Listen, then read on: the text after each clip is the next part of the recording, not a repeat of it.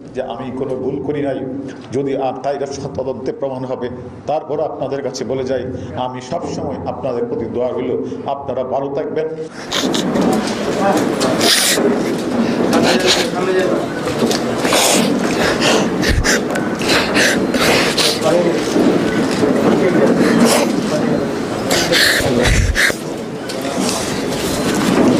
অবশেষে হারুনের ভাতের হোটেল বন্ধ হয়েছে।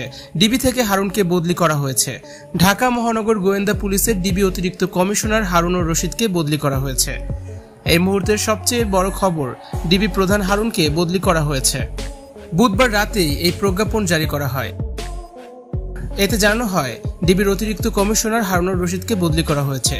সম্প্রতি কোটা সংস্কার আন্দোলনকে ঘিরে সমন্বয়কদের হেফাজতে নেয়ার পাশাপাশি তাদের খাওয়ানোর ছবি ফেসবুকে প্রকাশ করে সমালোচনার মুখে পড়েন ডিবি কর্মকর্তা হারুন। এমন ঘটনাকে জাতির সঙ্গে মশকরা বলে মন্তব্য করেছেন উচ্চ আদালত। সেই সাথে সামাজিক যোগাযোগ মাধ্যমে তার একটি নগ্ন ভিডিও ছড়িয়ে পড়ে। ভিডিওটি ছড়িয়ে পড়লে চাপের মুখে পড়ে যায় সরকার। শুরু থেকে বিতর্কিত ছিলেন ডিবি হারুনুর রশিদ। ডিবি কার্যালয়ের নাম পরিবর্তন করে হারুনের ভাতের হোটেল হয়ে গেছে। বিচার পান আর না পান, তার হোটেলে ভাত পাবেনি। কে খায়নি তার হোটেলের ভাত? হিরো আলম, অপু বিশ্বাস, শাকিব খান থেকে শুরু করে সকলেই তার হোটেলে ভাত খেয়েছেন। সম্প্রতি কোটা আন্দোলনের 6 সমন্বয়ককে জিম্মি করে লিখিত বক্তব্য পাঠ করিয়েছেন ডিবি হারুন। পরে তার নগ্ন ভিডিও ছেড়ে দেন সাংবাদিক ইলিয়াস হোসাইন। আর পালানোর পথ খুঁজে পাননি ডিবি হারুন।